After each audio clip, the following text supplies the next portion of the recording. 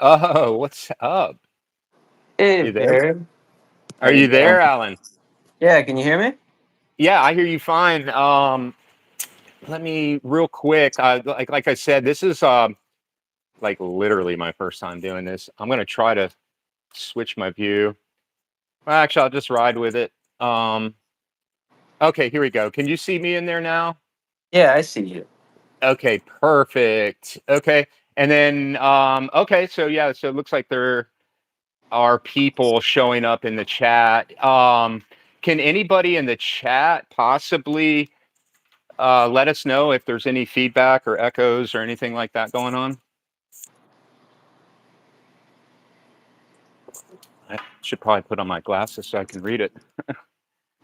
Well, anyway, let's just go ahead and get started. And as long as you can hear me and we can go ahead and interact with each other, that would be tremendous. Um, I figured, Alan, let's at the end, we could probably open it up if you're willing to, and we could, maybe answer some questions from the chat if you're Yeah, into for that. sure. Okay, cool, man. Well, anyway, first of all, how you doing, bro? It's been a Uh, long time. I'm doing good, doing good. I just been enjoying my Sunday here. We got hit with this cold blast, so been moving a lot of the vegetables back inside or whatever remains there. So that's taken a lot of time lately. But today just finally just walked in the fish tank room here real quick. I just thought it Okay. would be a good setting for this live here, in case anyone had questions and stuff. Yeah, I figured towards the end that way. I've got, like I said, I think most people that want to interact here, at least based on what I think the audience has been telling me in a lot of the comments in the past, is they sort of like this homegrown feel. They like nothing really scripted or polished. Just kind of let it rip kind of mentality, and I think it works for most people. Now, there's obviously many lanes, so it's it's just one of those things where I want it to be more of like a discussion, like a catch up. So, like first and foremost, man, you're experiencing a blast up there, and you're talking about the garden. So let's just get started on that. That's because that's what's really happening in your world right now. So share what's going on up there. Are you talking about potted veggies, or you have a greenhouse you're moving them into, or what are we doing? Yeah, just some potted plants. We have like a lime tree, some peppers that we had growing.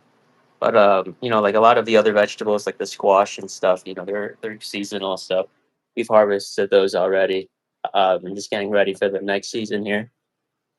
Okay, that's awesome. Are you using any specific techniques, or you just using like just general commonsensical type farming, like raised beds, or Yeah, regen, or yeah, a little bit of regenerative raised beds. Kind of using what a lot of the tank grows to use as fertilizer in itself too. That's been pretty nice. Kind of okay, putting like excess, algae, throwing that into the garden, into the compost, yeah. providing all the trace elements through that way.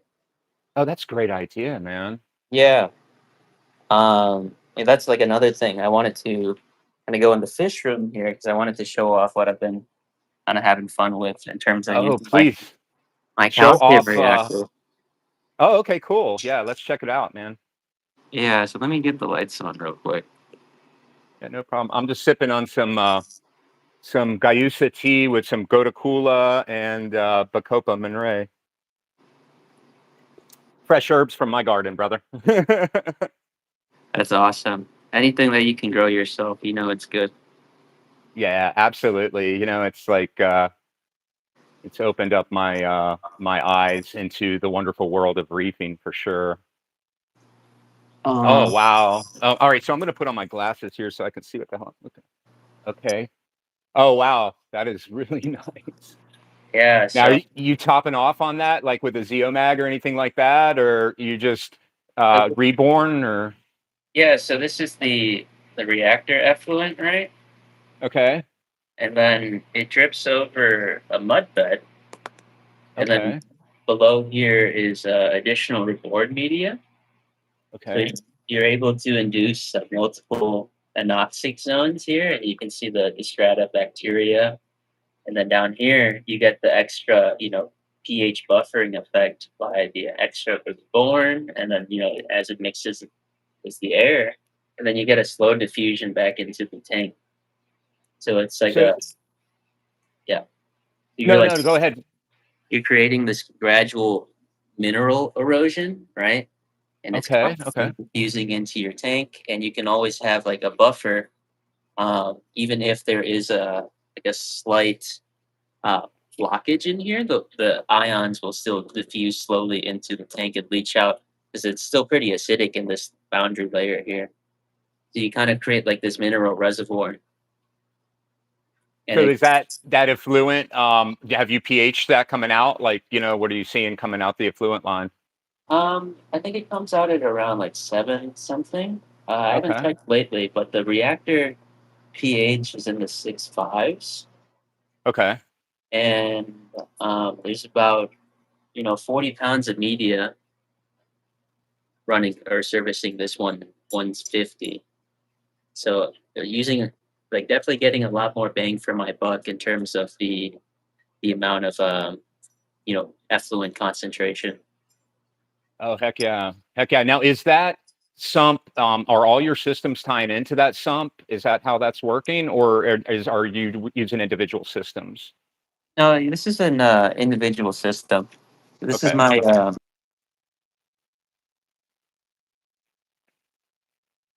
experimentation tank.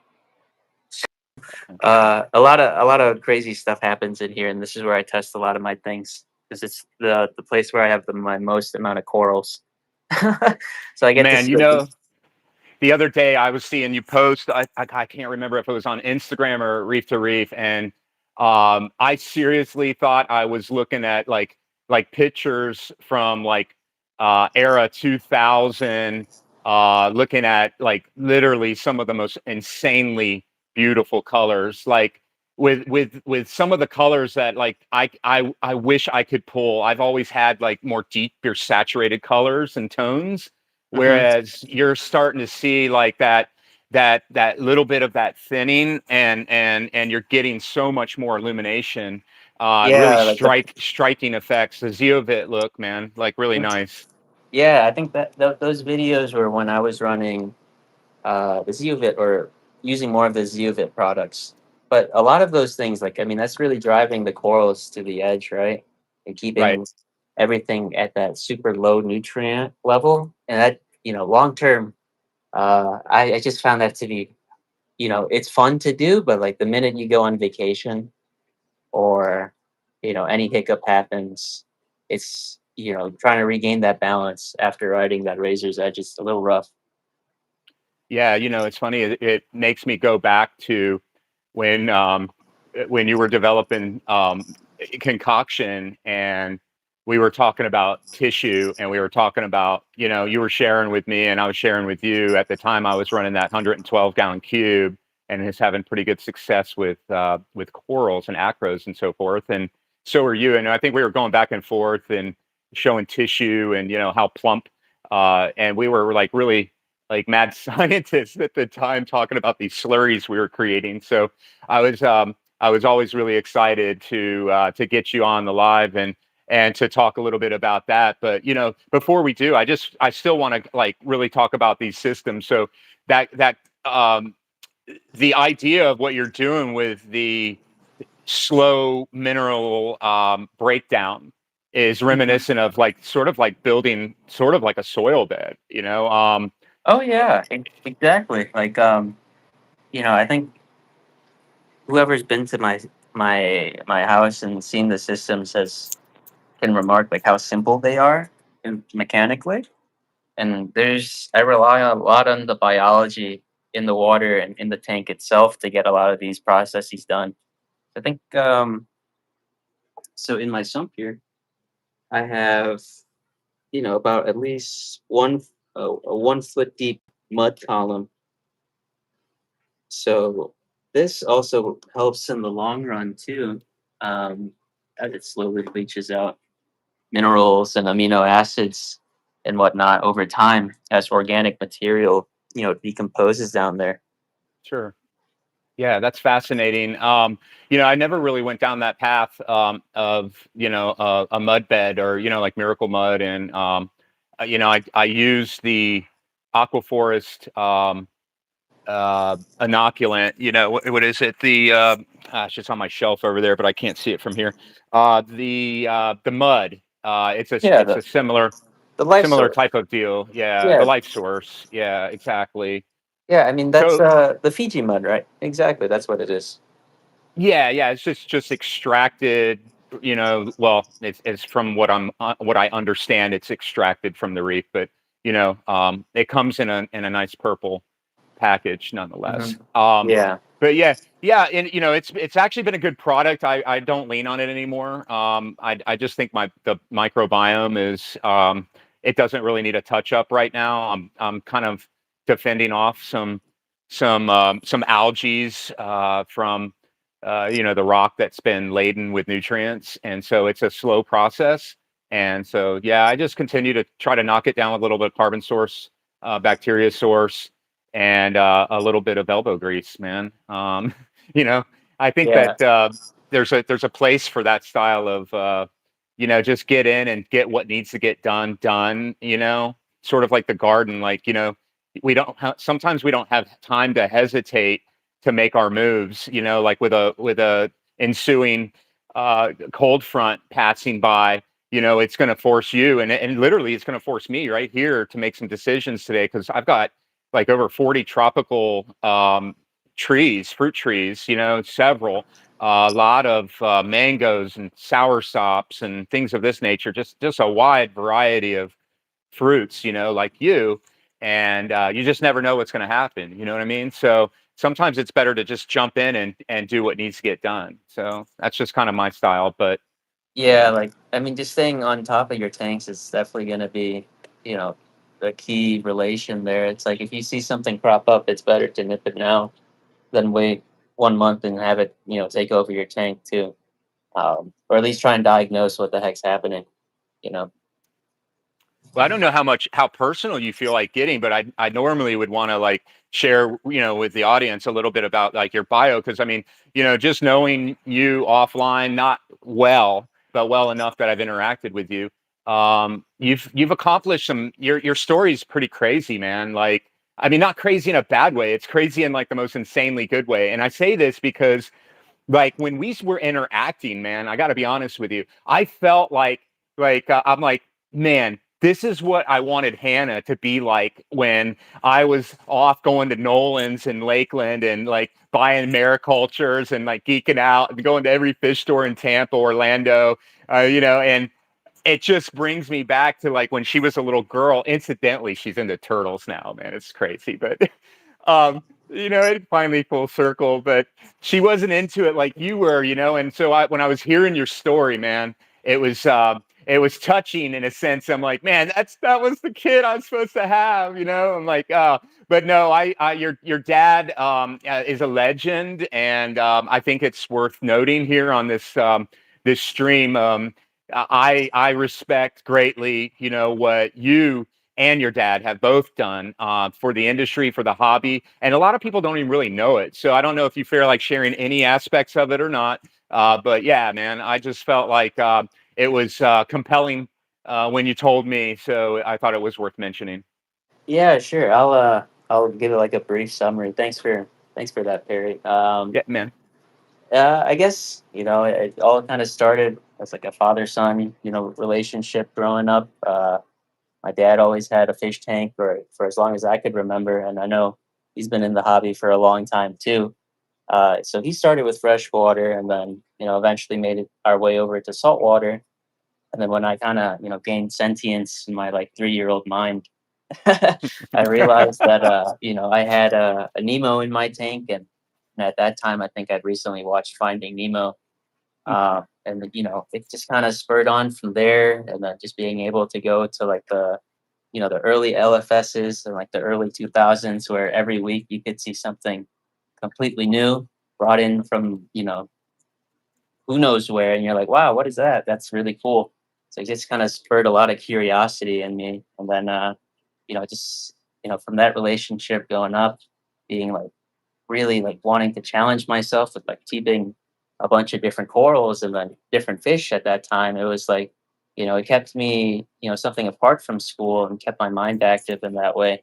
So like whenever I'd come home, I'd rush on like Live Aquaria or something or the forums and just like learn about this new random thing or this other fact and see if I could do it at home. So it just kind of spurred that curious nature in me. And then um, in like the early 2010s, we really started diving into acropora.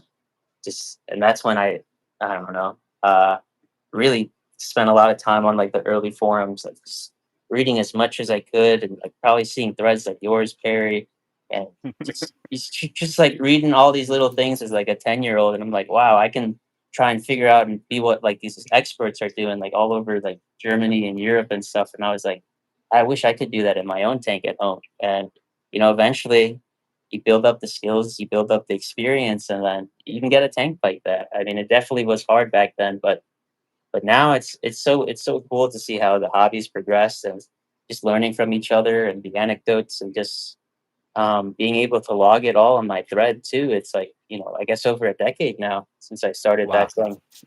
And looking back, I think that's when I saved up enough like birthday money to buy myself like a camera, like and like all the chores that I did and stuff. And I was like, this is the first, I can finally take pictures of the stuff that I'm growing out here in, you know, Illinois, and all this stuff is coming from like Indonesia, Australia, like all these Oh cool man. different reefs. You're like, I'm in Illinois. There's no salt water around me, so that was really cool. But yeah, and then that got me, through pretty much like my childhood through high school, and then kind of accumulated or like cumulatively, like it led up to like my senior thesis at school. Just like being able to write, you know, a topic relating to the hobby that I grew up with was just like so rewarding at the end of the day, and to connect with that, and then to graduate school with that, in the back. And I was like, that was just really cool. So it was nice to like kind of fulfill this, full circle, or and yeah, and it's kind of led me to where I am today. And just as much as my free time allows, I just do. I like to do research on this stuff and learn and experiment on my own tanks. Yeah, that's righteous, man. Like I know, I'm like kind of in that same sort of mindset, and like when I look out, like right now, I'm looking at my wormwood mother, and my mind is just going a million miles an hour constantly of like, how can I make an infusion and incorporate that the all of the medicinal properties, right, that are encompassed in wormwood for anti-worming and parasitic.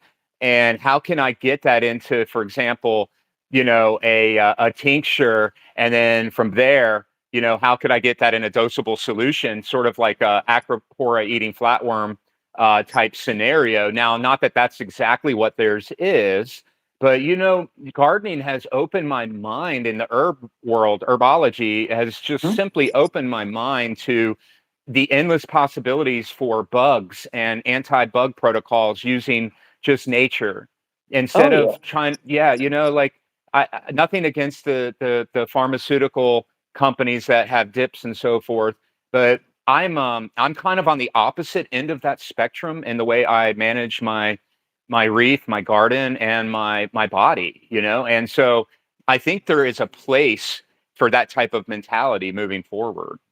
Yeah, I mean, like if we accept the fact that, let's say, like everyone will get an illness or everyone will get some type of parasite in their tank, it's all about management, right? Like you can have one Mhm. flatworm in your tank and you can just keep it at that one flatworm. It's not going to be any issue.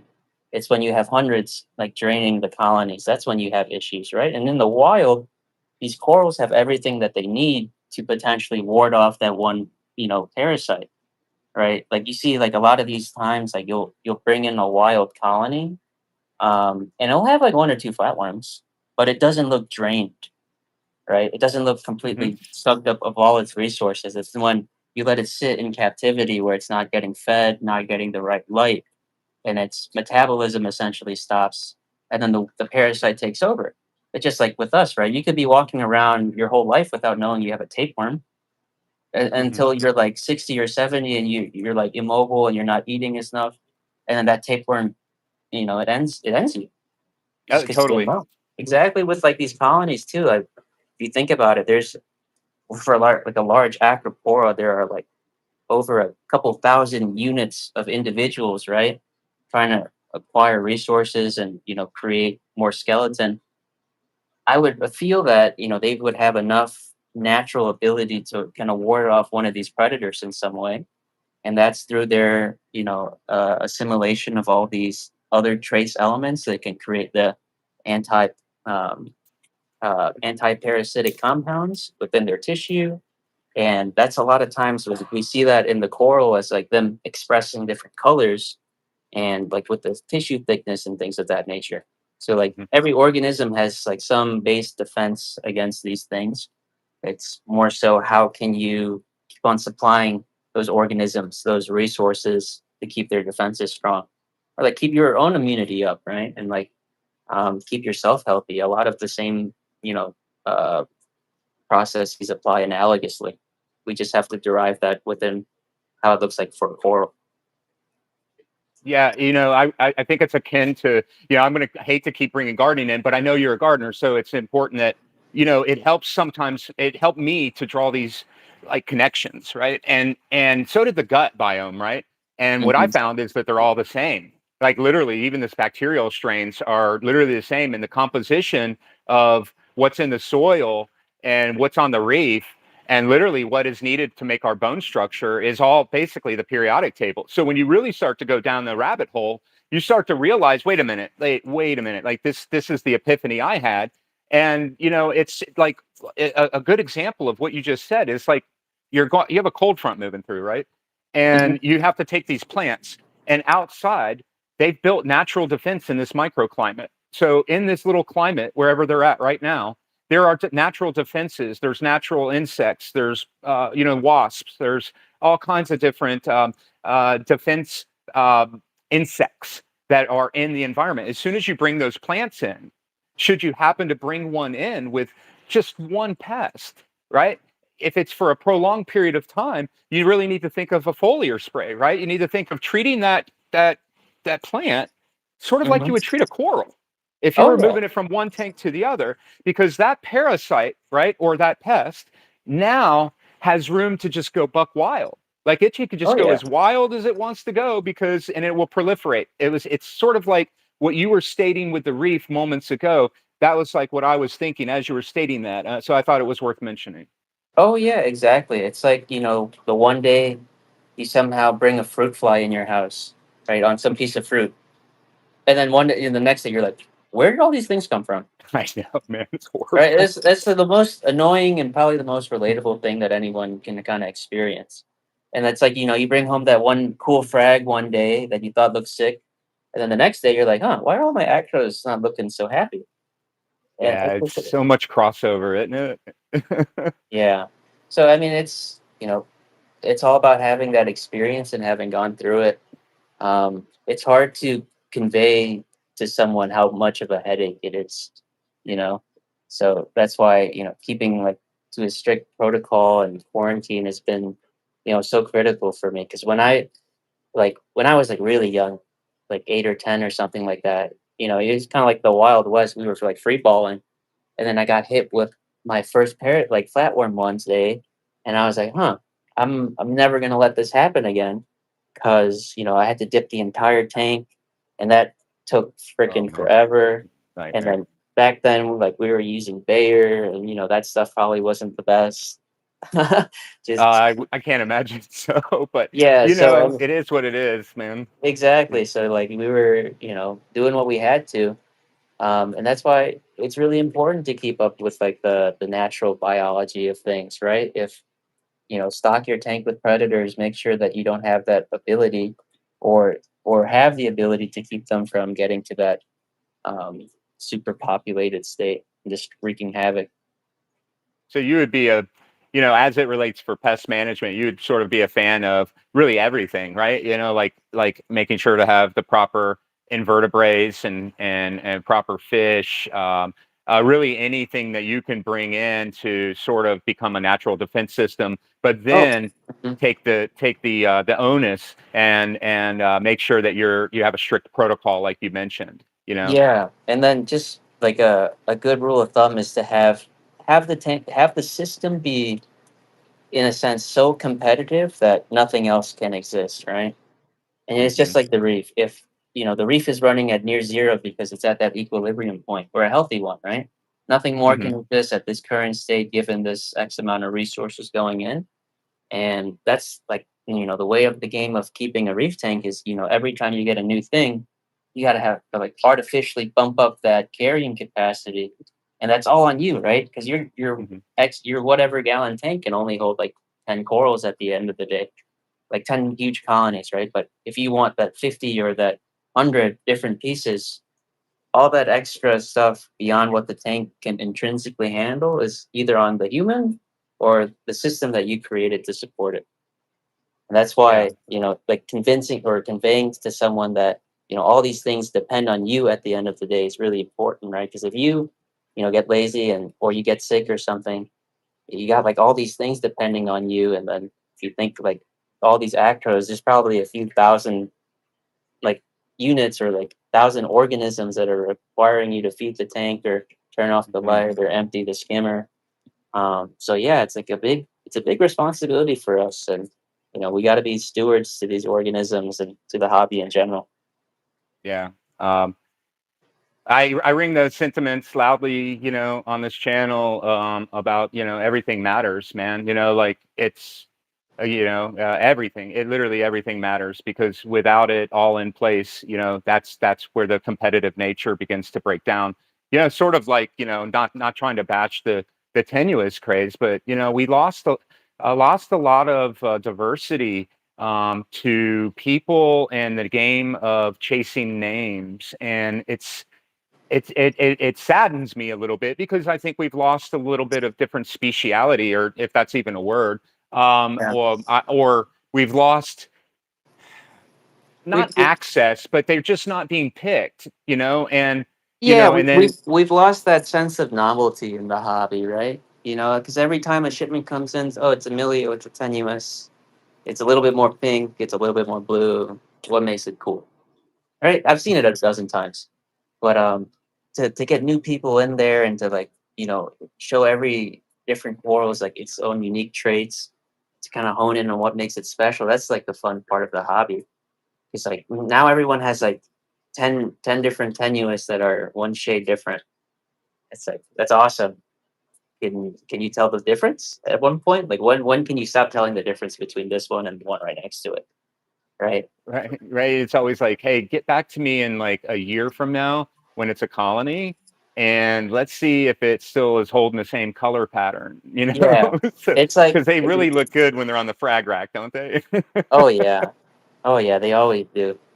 But it's I guess it's just maybe not a natural progression of the game, but some force pushed it this way. Who knows? But it's lately I've been trying to bring back a lot of different corals and try and keep a lot more variety myself. I made that thread about the echinata lately, and I Oh, that ended up aqua scene. Yeah. yeah I've been trying to find I've been that was one of my like childhood favorites. Oh Um, yeah. I had a chance to get one from Tim like a few years ago, but I unfortunately lost the frag. But I was able to secure uh for an Aussie Canada, so that one will be coming to me soon. I'll give that one another shot, and it's been several years since the last time, so that'll be exciting again. Man, you know what? Like lately, my mind has been wandering into the shallows.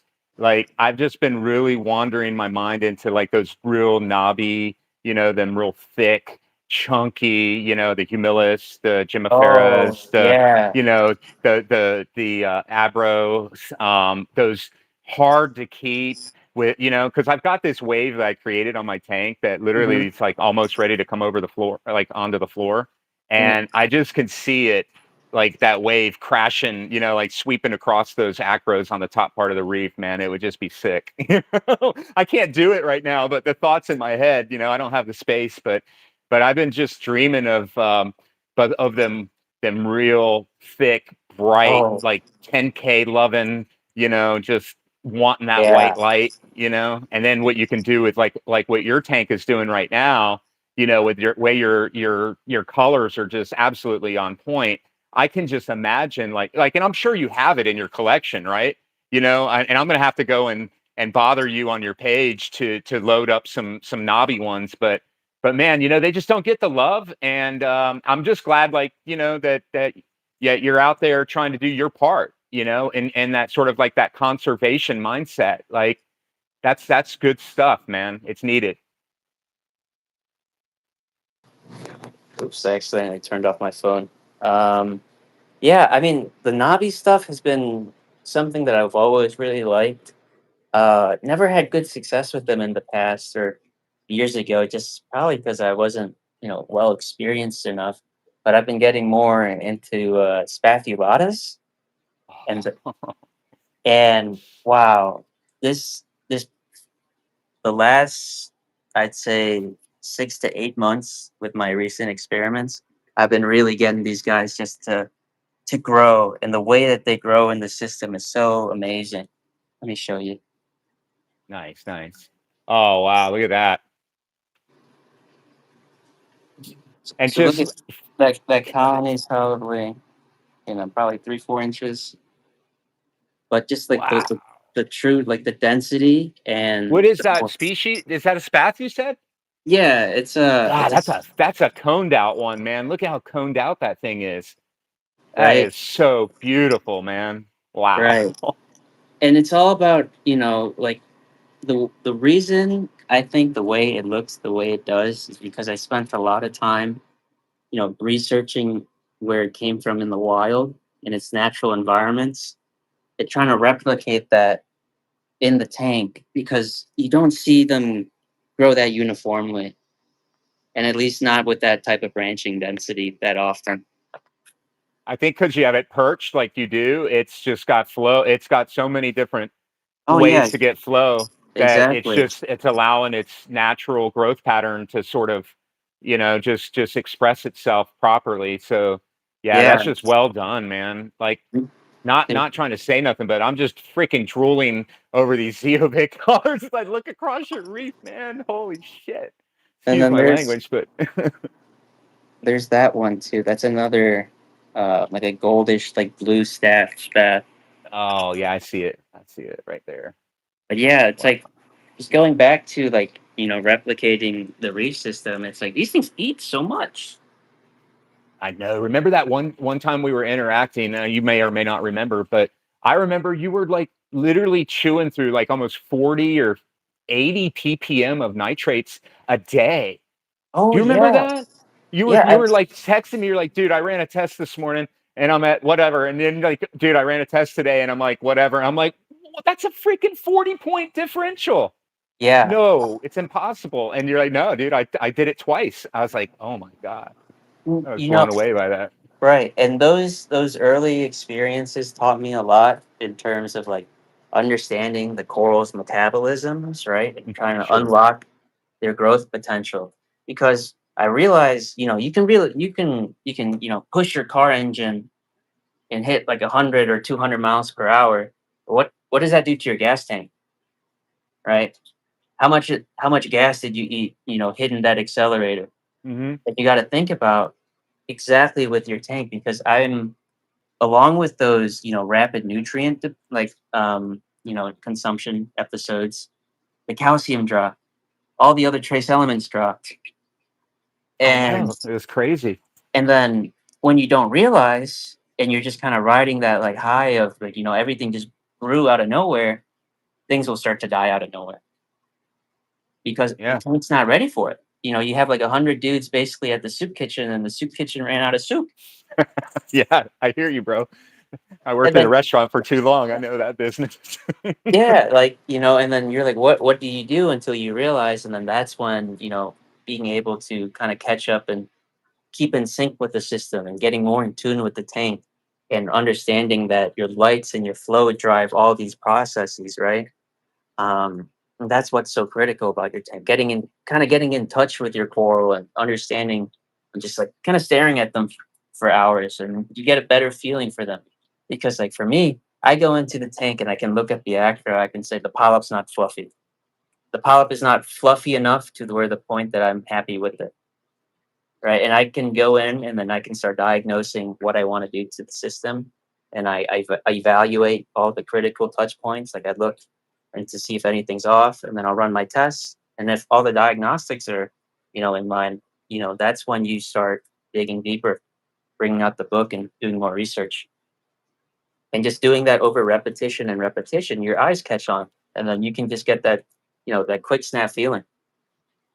Well, I want to introduce a topic to you, which I'm sure you're already well down this rabbit hole for your health and fitness and everything. But as it relates to the reef, when I went down the rabbit hole of learning more about fasting and things of this nature with the body, I fell into sort of this. How do we say it?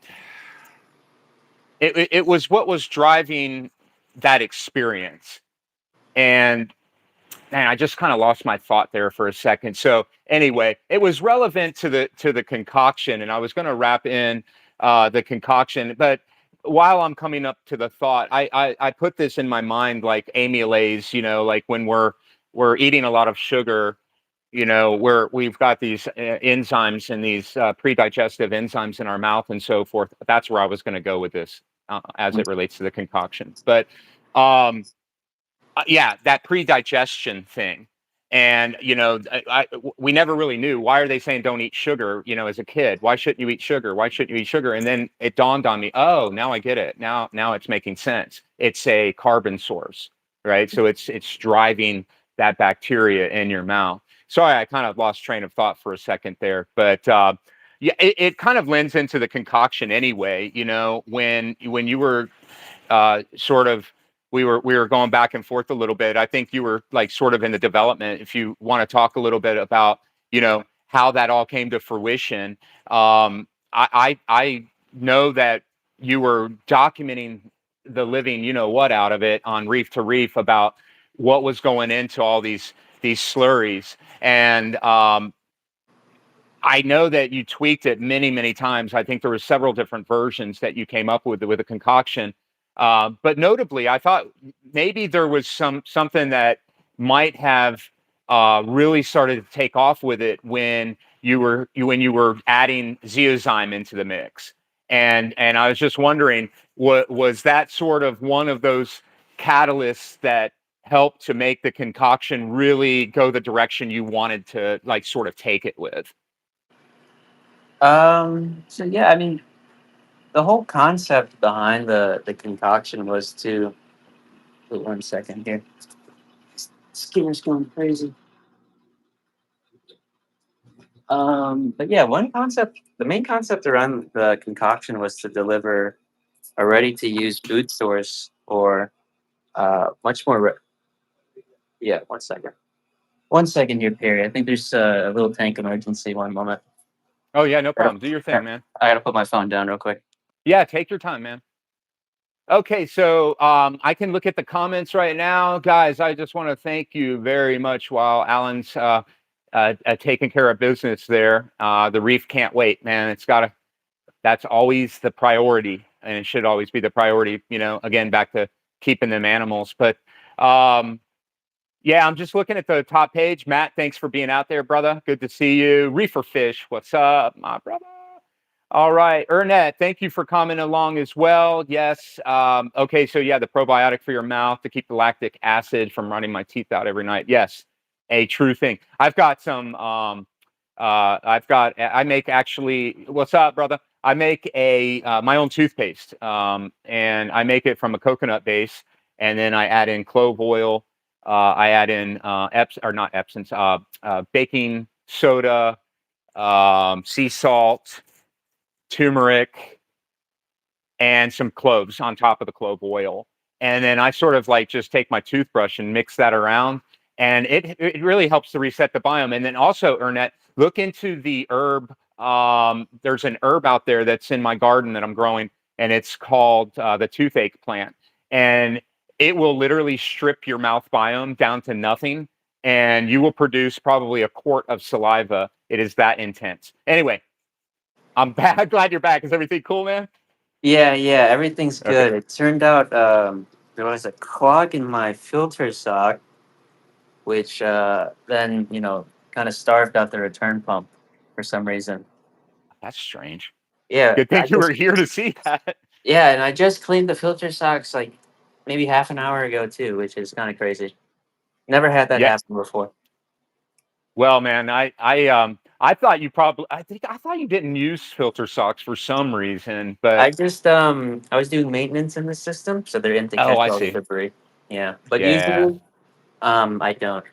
There's I it's like you're basically netting all the phyto or the zooplankton at one stage.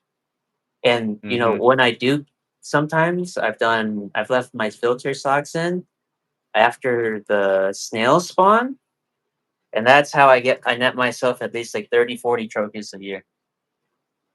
Oh, so what do you do? Just move them into like their own system or something? Yeah, so whenever I realize the snails have spawned in my tank, Uh-huh. I put the filter socks in, and that way, as the larvae kind of drift around, they get caught in the filter, the mesh, and I just kind of peek in there every now and then. I fish out the big ones that grow out, and I throw them in my other tanks. Saves me like $100 every year at least. And snails. Oh, for sure. Yeah. And you said what kind of snail? Trocus? Mm-hmm. Yeah, Yeah, those are the They best spawn all the snails. time, and then the same with I do for my bergias too. I kind of have like a moving aphasia pasture. Oh, I And I, see. That's great. yeah, and then I take my Bergias around the house because I have like six systems at home, and I get to kind of corral them around. And if I get one or two big extra adults that I can share with my friends, I post one up for to sell. Yeah, yeah. Actually, there's a friend of mine that's in the chat right now, Matt NSB Reefs, and he gifted me some. They wiped out literally everything in the tank, and then he's like, "You better get them into another tank. You better find somebody." And I'm like, "I just don't like dealing with, just putting ads up and selling and dealing. Like he doesn't either. That's Yeah, why we probably wouldn't make good coral pushers. But yeah, so freaking they died off, man, and now I got application coming back. here. But you Well, know how it is. It I is got what it I. is. Well, if whenever you're ready, Perry, just let me know because actually I caught a few earlier, and it seems like they're getting on in this little cup here. Oh man, those things are just they once you get them going, as long as you have a food source for them, it's crazy. I couldn't Yeah, believe how effective they were. I never would have thought like, and then I looked in the tank one day, and that's what my buddy was saying, Matt. It was like, dude, he's like, you're gonna look in the tank and you're not gonna be able to find them. I'm like, nah, that won't happen. Because I had never used them in like 18, 19 years of like keeping reefs. I had never used, the Bergias. And I just am like, why didn't I figure this out like, I don't know, maybe 15 years ago? That'd have been great. yeah, they're amazing, and like I think the wrasses may mess with them if you got a ballsy wrasse. I've never had a fish mess with mine, and I've had copper bands, filefish, large angels, um, hawkfish. Sometimes they've always left the bergias alone, and They probably aren't desirable, that's I probably wouldn't. what it boils down to. Yeah, yeah, exactly. And I think a lot of people are just kind of hesitant because I guess most of the times you get like an incy wincy bergia. And that thing's probably going to be easy snack for most fish. And Yeah, that's absolutely. Yeah, but man, freaking your tank is just looking insane. So if I can just sort of recap concoction mhm. for the audience, because I want to make sure we talk about that, because this is a product that you offer. You also, and just so you guys are listening out there, I want you to know, and sorry to take over here for a second, but I really need to pump Alan up. He was very transparent from day one about what he was doing. He shared the formula on Reef to Reef. It's still archived there. So anybody who doesn't want to buy his concoction, and wants to go and buy a million different things, well, not a million, but quite a few different products that were not cheap to make that happen, then he actually has a ready-made product that he went to market with, and I think he sent it to me. I used it, and then I got out of the game for a minute shortly thereafter. But I had tremendous results with it myself. So if I can just sort of give my analysis, and then you can dive in deeper, and maybe you can sort of tag along onto what I believe the concoction is more of a complete encompassing food source, a source of vitality, everything that the biome needs. And I think in the design, I think you were looking past the corals, even though the end game is the corals. I think you were trying to come up with a product line that was going to feed as many mouths as possible throughout the system, and to make it as ready, digestible, and as quickly digestible as possible. And so that's kind of how I always interpreted it. And I could be wrong, but what I really liked about it is I felt like when I was feeding with it, I didn't get a sense that I was feeding just corals. I felt like I was feeding the entire biome. Yeah, so I think it's been a while since I sent you that version, Perry. I was able to, get off of the commercial products available and then create my own formulation. But at the end of the day, what the concoction is, it's a fermented coral food. You Okay. start with these entire like raw ingredients like whole salmon, the calanus, the mysis, all these marine organisms, and you ferment it down into this paste, and then you're delivering those pre-dissolved organics directly to the corals. And the key part is, you probably remember when you smelled it for the first time, the aroma that it derives, and that aroma kind of diffuses across the water, and that's what stimulates the corals to release their feeding responses with their sensorial filaments coming out into the water. And then when they're elicited like that, they're actually catching the particles at a much higher rate, whereas before, where you're just using the any like freeze dried organism, it doesn't get them stimulated or appetized, right? Or it's like having the freshly cooked steak delivered to you versus the raw piece of beef. Which one are you going to dig into first, right? Um, if I'm given, no choice and I have to eat one, eventually I'm gonna eat the raw one, but I'm gonna take that, that juicy cooked one first. That's smells amazing. Yeah, man, 30 years in the restaurant business, I can't even tell you how many marketing techniques there are for servers delivering food into the dining room, and the techniques of making certain aromas and temperature, making sure that you've got heat. So literally you're wafting certain smells throughout the dining room and stimulating all them appetites. It kind of is reminded me of sort of like what you were explaining with the concoction upon it hitting the water, sort of having that effect. Yeah, and that just it being such like a rich source of aminos, trace elements, and the fatty acids as well, you're providing the corals like the base needs that they need to produce more skeleton and more tissue as well.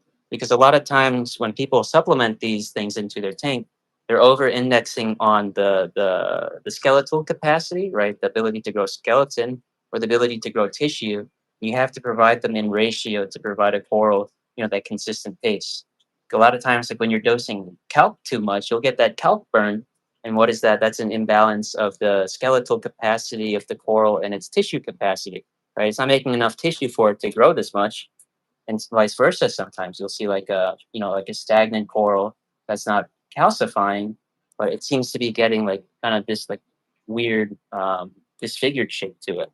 And that's like when I was talking about earlier, like these metabolic imbalances in the coral and how you can kind of manipulate them by giving them more flow or more or less light to help them in each of these different states. So it's really critical for you to get in tune with your tank to understand where you are and what you need for the system at any time and moment. Yeah, absolutely, man. Like, I remember the point I was going to make earlier is like having, that throughput we were talking about, when you were having such massive amounts of throughput.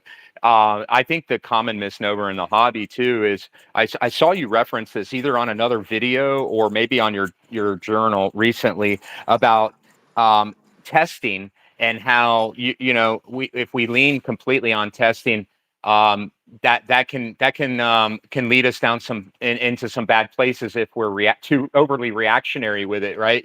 Because with the amount of throughput, I think what we were showing is that there were nutrients on reserve, and depending on the time of day you're testing and when you fed and all of that, in that kind of a system with a metabolism that's running like that, you can't even quantify how many nutrients are currently being suspended in all these different organisms, or being, I guess, temporarily occupied. I guess is the best way of putting it.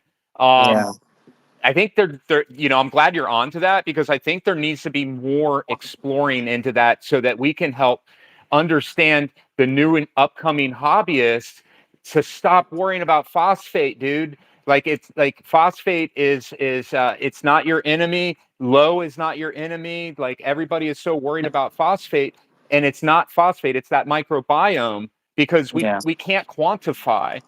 I'll give you an example. The other day, I did a 50% water change. My nitrates were 32 when I went in. 24 hours later, I did all this bubble algae, pulled it all out. I changed a couple little things, like I pulled a sponge and decided to can the sponge in the back of the filter box, and then go with a filter sock instead to get a little bit more debris out of the system. And so I did this, and my nitrates after 50% water change were at 38. Oh So wow. what is that? It tells you that data can be very, very important, but I think we have to be more analytical in how we're interpreting this data. And Right. I think we need to be also quite careful of not allowing that data to lead us, Right. Yeah. instead of. Exactly. Yeah. So I don't know if you want to maybe expand upon that at all, but I thought it was real interesting. I heard you recently reference that, and I've been trying to talk about that, because every time I get on the reef to reef, I feel like, oh, here we go again on the phosphate thing. Everything's gonna be gone in your tank, and it's just simply not the case. Oh So yeah. yeah, if you want to elaborate, that'd be cool. Yeah. I mean, it's nice because being in the hobby since I was so young, and then getting an education that focused on like statistics, probabilities, and data. It helped me connect the hobby and my education at a very fundamental level, right? And make these relationships, because a lot of things that the most brilliant people, the most best paid people that are being paid to study the stock market and physics and those dynamics, they're almost a one to one if you can kind of stretch it far enough to the brief tank and the volatilities that exist in nature. Because what is all these financial markets based on? They're based on uh, you know simulations of physics, uh, run over long enough times. And if you do that for a reef tank, you can start seeing these things that commonly reoccur and connect those correlations. So it's not like when you take a test of your phosphates or whatever, you're getting is a state value. Like, what is it at this moment? And if you don't have successive state values to reference that off of, and you don't have the context of what's going into each of those state values, you can make an incredibly wrong decision, right? If I know my tank is getting fed like 1 pound of food a day and I'm reading zero phosphates, I shouldn't care, because I know I'm not delivering zero phosphates, right? And I can see my corals are actively growing and there's no signs of stress or malnourishment. I'm I could probably safely say that I'm at a good nourishment level. But once I start seeing, this guy looks malnourished or that guy doesn't look the right color, I should start investigating. But it takes you knowing what that other state is. Like, how do I know what a malnourished coral looks like? For the beginner hobbyist, he's not going to know until it's too late. And that's, the part of the growing pains of the hobby, right? You have to go through there, or at least you have to see it in order to diagnose it. And that's why doctors are so well paid. They have to go through so many of these, life or death, or, critical diagnoses for people at some times. And you have to trust on that. And for your same tank, you're basically, that organism is basically hoping that you have the best judgment for it, right? And over time, you learn those hard lessons, and then you make that kind of mental map of like, okay, I saw this today. What's going to happen next? You think about those probabilities, and the more times you see things, the better you get at that guess, essentially, right?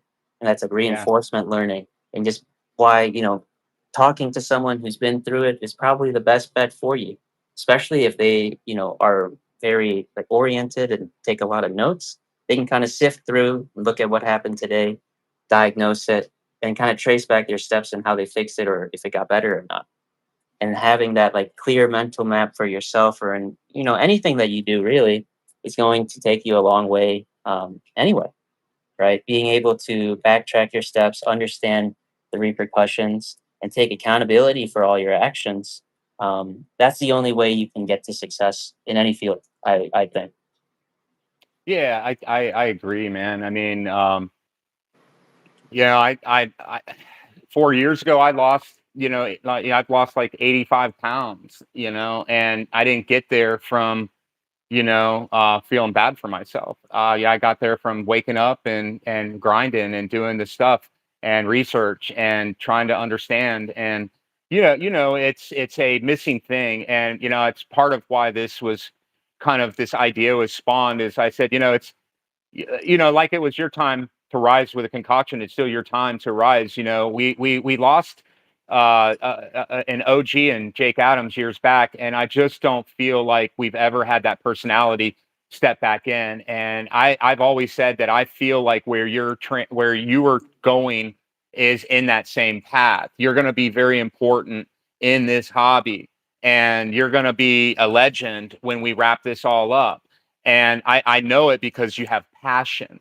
And I know it because you have to have passion because you graduated from Princeton and in you're disciplined. And I know this about you. And I think that's how you were able to bring the concoction forward, at a younger age. I mean, some people are my age and have never, and like me, I've got great ideas, but have I ever been able to bring it forward? And that's something I commend you on, is because you've brought this forward and it's now out there. And I think it's a product that fits neatly in a demand right now where we're at, because we're in a critical demand of reef keeping where we don't have the luxury of having live rock like we did in the days of the past. And when we're trying to begin these systems, it is a very, very daunting task to begin them, with basically death, and trying to build that biome, trying to build that system is so critical, and every step of the way. And I've made so many darn mistakes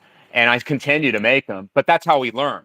Yeah, And I that's think it. that's the mindset we should have, as long as it's not the cost of animals, if we can avoid it, that's Yeah. how I kind of look at it. And at the end of the day, that's why we're here, right? It's for the animals and for the organisms that we love, right? Like otherwise I wouldn't, spend years just of like toiling away at this. It's because I love it. I wouldn't Yeah. do this if I didn't love it. And just to go through like all the tribulations of keeping, SPS corals or any corals on land, that's a crazy challenge to begin with. Like just think about like the sheer fundamentals of what we're trying to achieve here, right? A piece of the ocean, potentially in a landlocked area that you have to mine hundreds of, miles into the earth, or not hundreds of miles, but like deep into the earth to get all these minerals to make this synthetic salt to keep this cool looking rock that's kind of pretty or whatever. Just think about the challenges that, you have to overcome and you have to commit to. It's a beautiful thing at the end of the day, right? Well, Uh, it certainly is a beautiful thing to be a part of, yeah, because that's what the channel is going to be designed to do. It's like, well, not just the channel, but doing some of these lives and engaging is about getting, sitting down with folks who's been doing this, some who haven't been, and reaching people, not necessarily because we know and love all the big names out there. They've paved the way. They've done amazing work, and I do appreciate them, but there's so many more guys that have never ever even been noticed or talked about, or maybe they never wanted to, which is fine. Like, I can understand it on all levels, but there are so many guys out there that are just as successful and been doing it just as long. And so having a different angle, a different perspective is really what I'm trying to do here.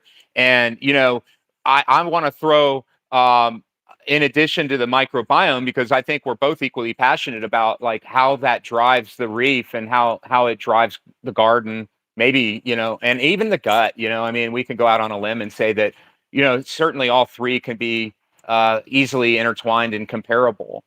And so with the microbiome, I also when I was in my health journey, I got really into, like, for example, I watch the sunrise, and I do sunrise meditation every morning. Every morning, it's like till the day I die. My goal is to catch a rising sun, and Yeah, if it's available. And I yeah, do it is. this.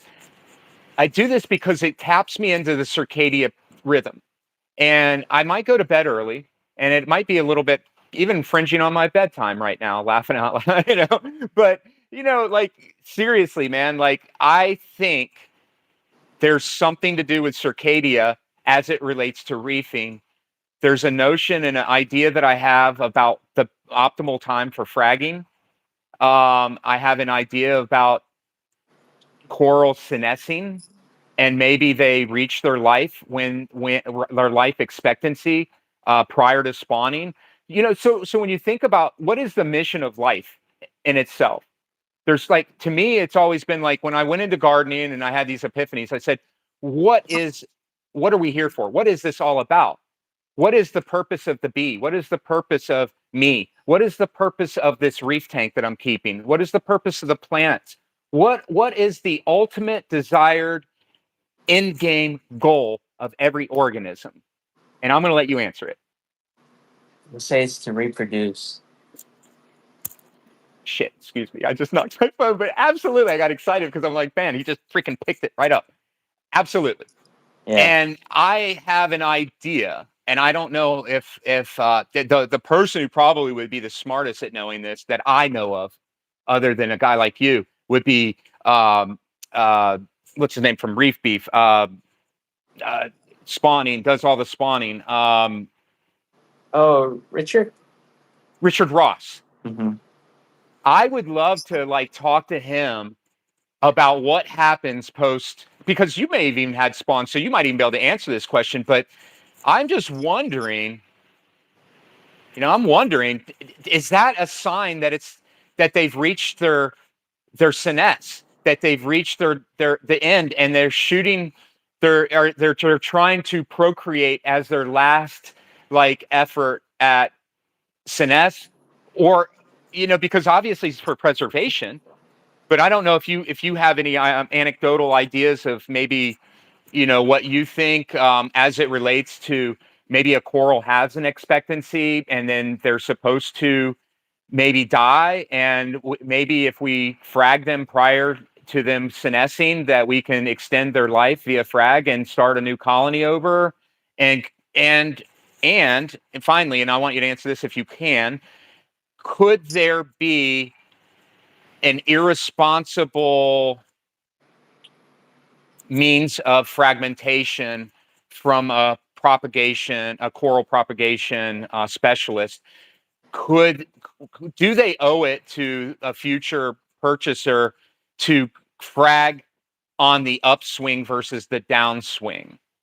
And I don't know if you know what I mean by that, but there certainly seems to be a difference of when you take a clone of a plant, or a cutting, or if Hmm. you take a fragment of a coral, one that's in decline versus one that's on the incline. So I don't know if you want to. I know I threw a few different ideas out there to you all at once, but these are Yeah, things that have yeah, been on my mind lately.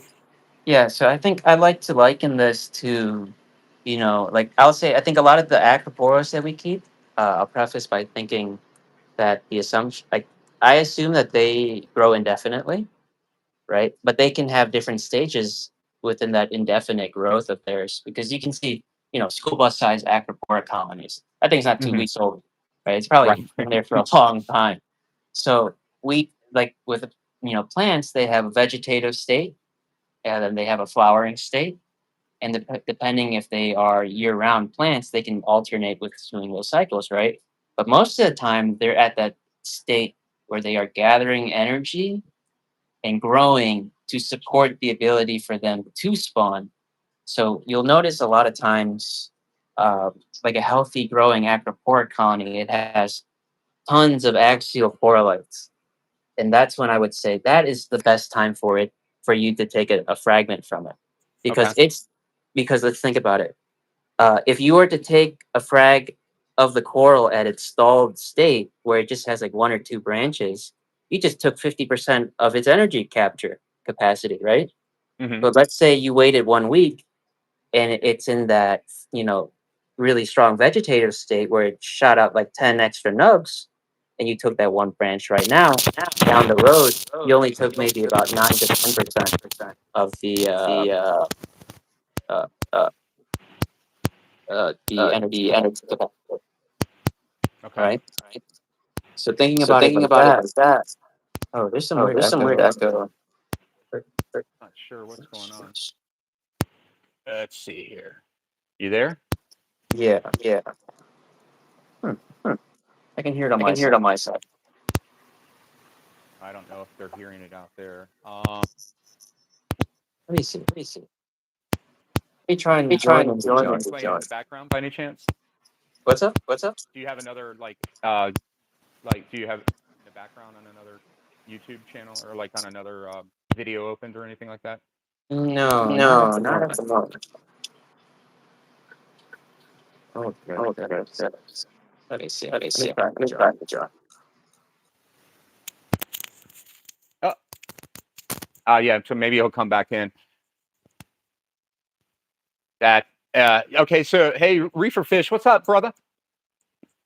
Um. Okay, here we go. Let's see. Should be. You there? Yeah. Yeah. Okay, is that better? Uh, Uh, I can hear I can myself, hear but we myself, can but work we with can work this. with this. I know we're I know we're about wrapping up up. in here. Yeah, we're about. Yeah. So okay, so what we'll do is maybe we'll set up another maybe I'll let you think about some of these topics and or you don't have to think about them, but maybe you can give thought. Maybe we can do another video down the line. We can do another follow up or do a like part two. Uh, like maybe next time today I feel good. We had a chance to see your reefs and see what you're doing with the calcium reactor. That's just amazing. Your corals look incredible. Got a brief bio on you, a little bit of a history. I feel good about that. But I really would like to maybe have a extended conversation at another time about circadia as it relates to the reef world and Yeah. seasonal shifts. And should we adjust our lights to accommodate that? Should we try to mimic, cycles? I know what lunar cycles, that's a whole nother subject. But as far as the up and down rising of the sun, those are things that I've been kind of thinking about as it relates to my personal health. So I tried to bring that over to the reef, and I'm trying to, sort of do my own little tests on it right now. Um, so yeah, I don't know how you feel about that, but it would be great if we could do a follow up. Yeah, for Yeah, for sure. sure. I'll touch on I'll a little touch on bit a of little bit that. of that, And and then your then your experience with experience getting with early getting early sunlight, sunlight Perry. Perry. There's a lot of There's a lot of research research talking about, talking about, you know, you know, far red and far red and infrared's infrared's ability to ability to energize energize mitochondria. mitochondria. And going back Going to back our to our corals and corals and getting, getting, talking about talking about past past lighting, lighting, LEDs are missing that seeing that infrared and infrared far and red. far red. Whereas Whereas halides and halides and P5 at P5 least had at some least of had the some of the halides at halides when, at when and by by providing that providing that additional additional energy to the energy to the mitochondria, mitochondria, you get you better get better ATP ATP generation, and in generation, the and in long the run, long run, better growth. better growth. So So I kind of played kind of played around with around with adding adding LEDs within LEDs that within that spectrum, spectrum, and I was and I able was to able to replicate, replicate, that that enhanced growth enhanced rate, growth rate, but but without without compensating the compensating the coral's coral's additional additional need. need. That new That growth new looks kind growth of looks kind of funky. funky. It's like when a It's like plant when a plant stretches, stretches, and it's not and it's like not its like normal its growth. normal growth. It's not as dense. The leaves aren't as uniform, but it is bigger. Right? It depends on what you're shooting for as again, and if you can kind of play with that and manipulate its source of light, you might get a better product. There's a lot of research on lettuce. Um, that's a lot of the research that I do. And surprisingly, uh, who is it? Who makes the farm meters? Apogee. Hmm. Yeah, they have tons of great educational videos on the topic. And while it doesn't relate exactly to corals, they make all these instruments for horticulture and big ag in general, and they do apply to corals. That's why they're in the market. So I would, if anyone has some free time, watch those videos and see what connection you can make.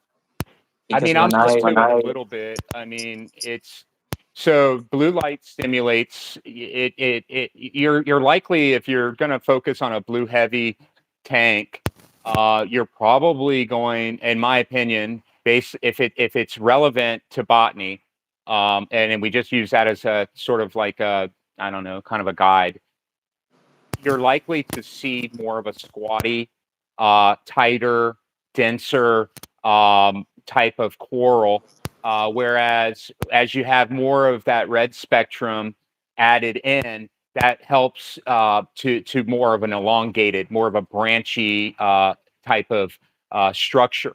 And so maybe there could be something, yeah, because there's optimal times for different temperature ranges for plants based on what stage they are in their cycle, and that shifts just like the sun. And a lot of common sense, reefing to me is based on what happens over the season, what happens from the time the sun comes up. What are you experiencing? What are your eyes telling you? Like what the temperature feels like in the morning of the glow on the sun versus what it looks like midday, and then what does it look like as it senesces at the end of the day.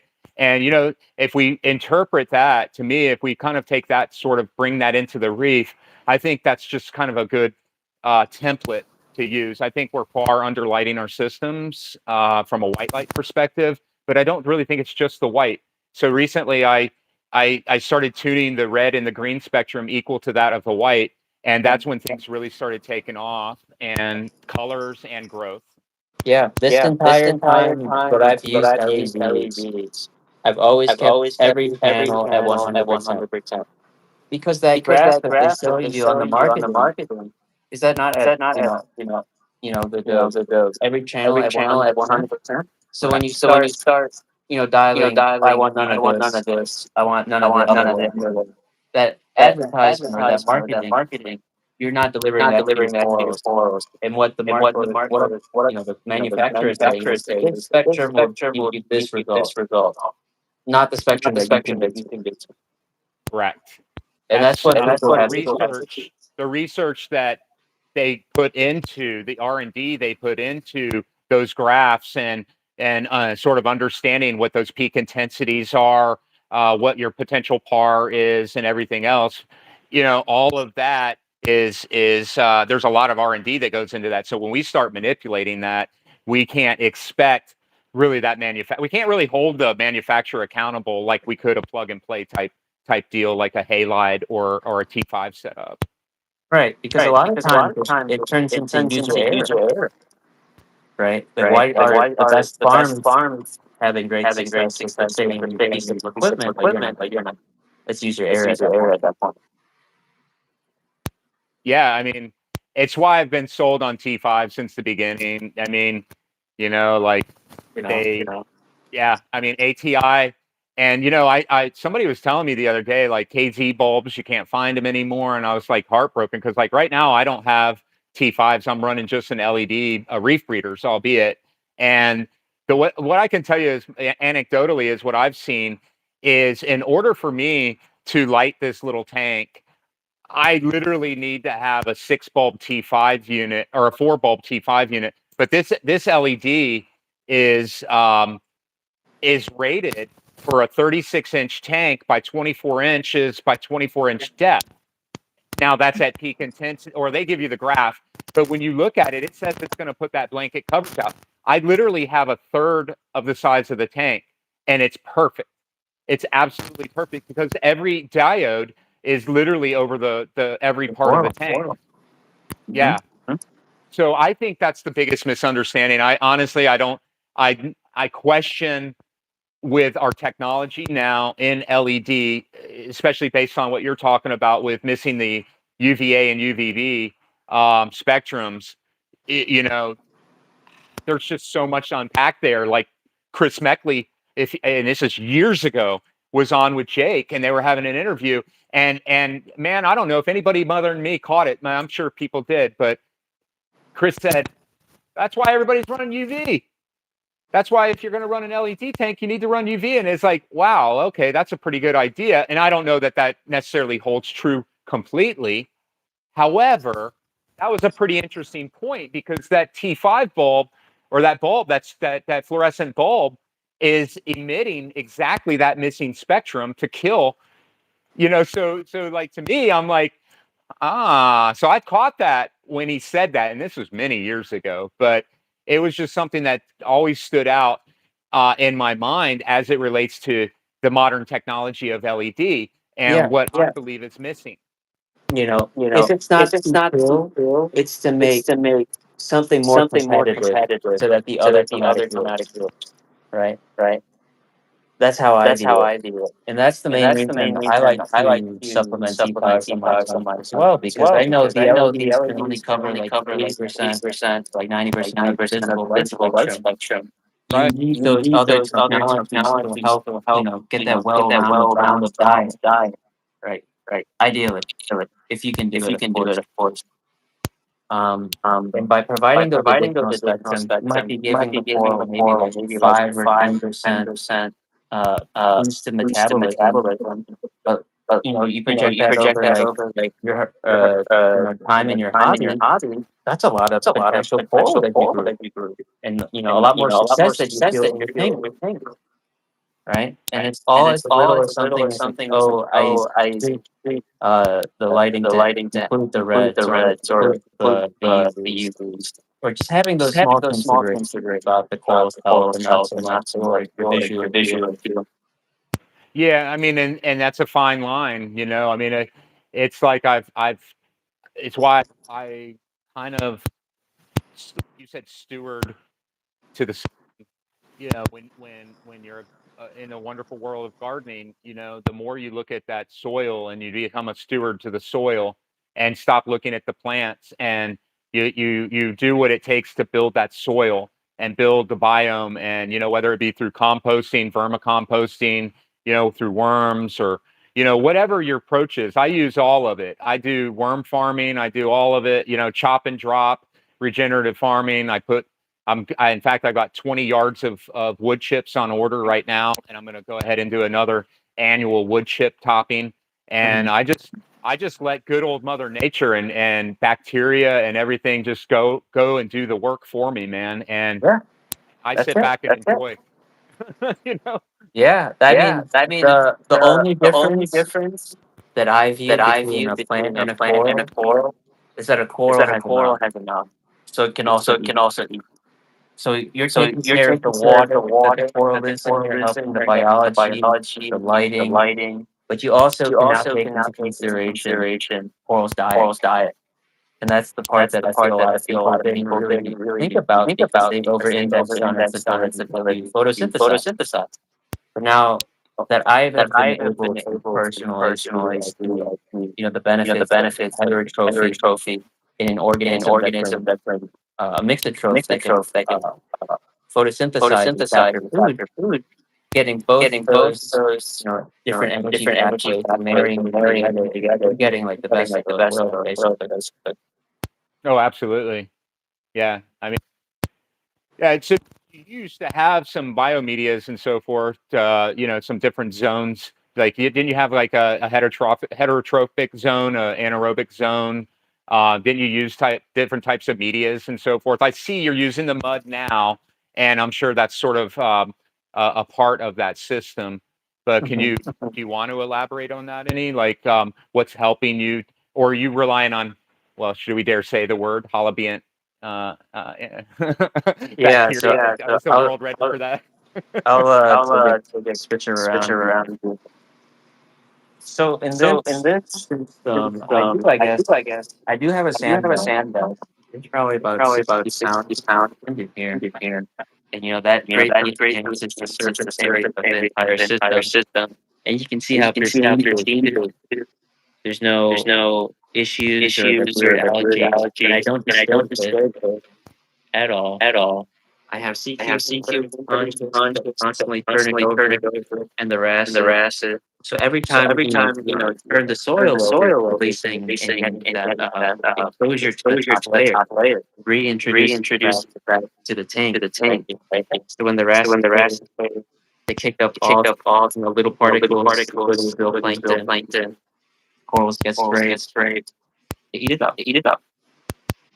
and then So, and then what you're saying is you're being turned over, and it's creating more surface area. What, for like bacteria inoculating? yeah, so it gets So it turned gets turned over. over. Like different Different biofilms can get biofilms shed can get off, shed off. Hmm. and it's like when And you it's like shake when the you shake seal the like seal that, like the that, grass is the just grass is doing just that to a doing that bunch to of a bunch tiny of tiny little, little, pellets here pellets here in in terms of the terms sand. of the sand. And when the And when corals the do coral that, do that, you're getting you're the getting the reintroduction of reintroduction of energy into the energy into the system, right? system, right? And you're moving the energy Energy stored in the stored in tank the bed tank into the into coral. the coral. Yeah, it's probably full of microfauna and and fauna and Oh I'm yeah, sure, I'm sure it's and that's why loaded. the That's why gravel the is so gravel is so white. white.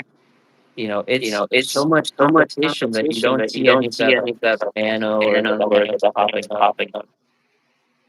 Right. That sand does look really good. Like I'm such a fan of sand, but obviously with this system, I had to pull it because I just couldn't keep it under control. But Yeah. it boils down to that diversity thing, you know. Yeah, and like Yeah, even in the caves too, the sand is Oh white. wow. What is that, spaghetti sponge? We're all in there. I believe so. Look at I've never that. I've never identified it, identified it. but It's I gorgeous. just Look at all trimmed a the good trimmed a amount. good amount there. Yeah. Oh, it's gorgeous, man. Like, see, that's the stuff that really. Okay, so that's the stuff that I think reefers, the new reefers, need to understand about readiness for acropora, and this is like kind of like the heart of like what's going on in your system, and you can see the corals are benefiting through.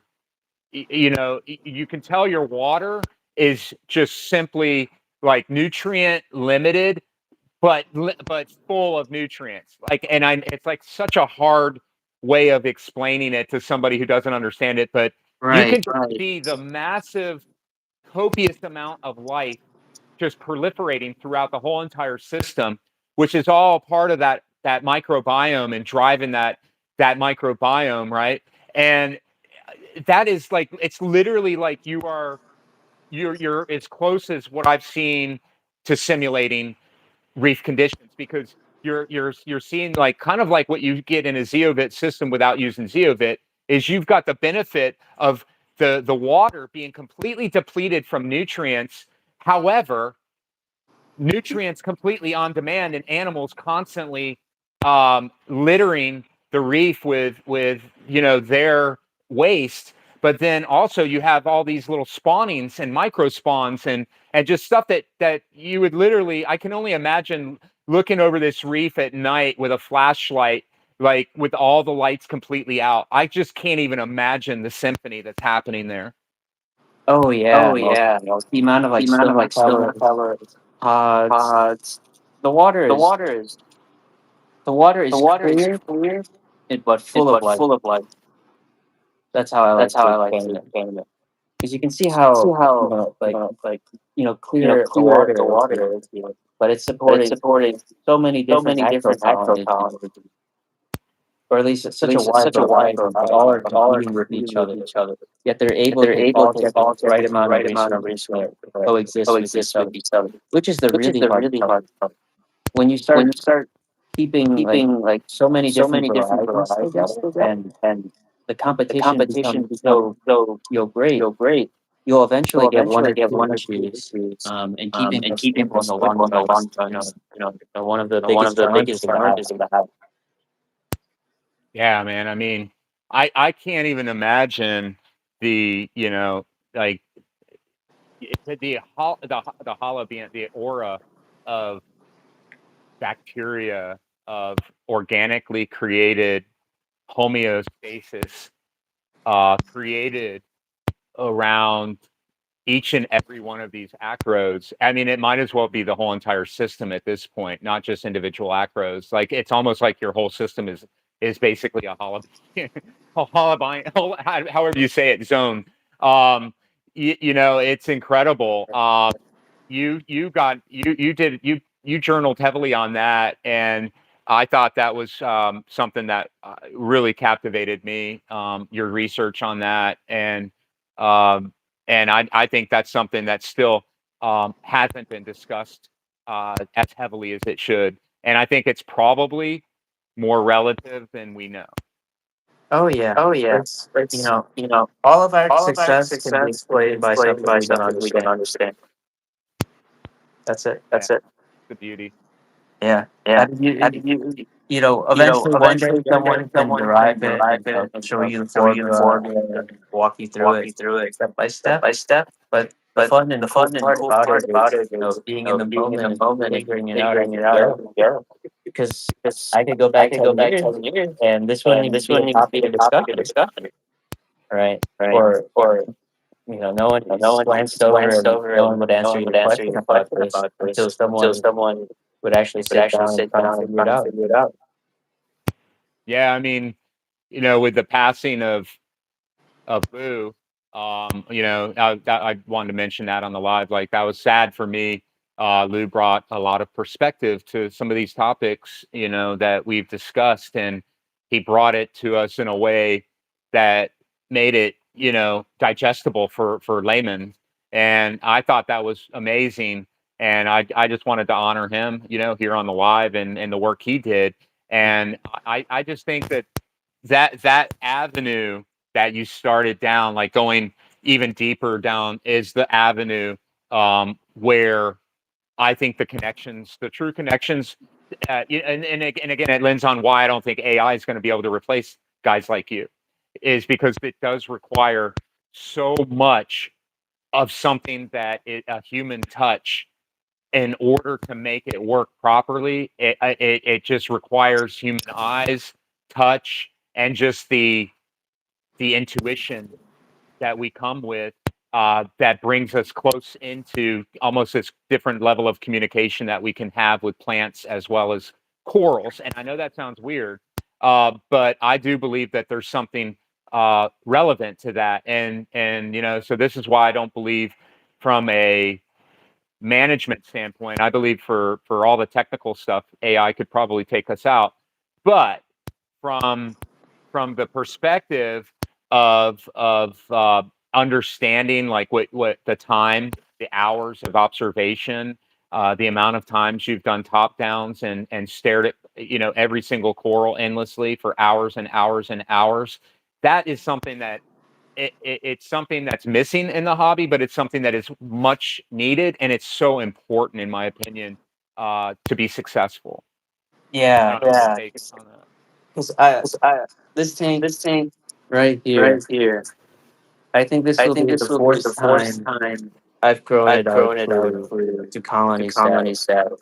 So So earlier this earlier year, I this year, I retouched this retouched tank, this tank um, um, and replaced a and lot of my replaced a lot large of my large colonies. colonies.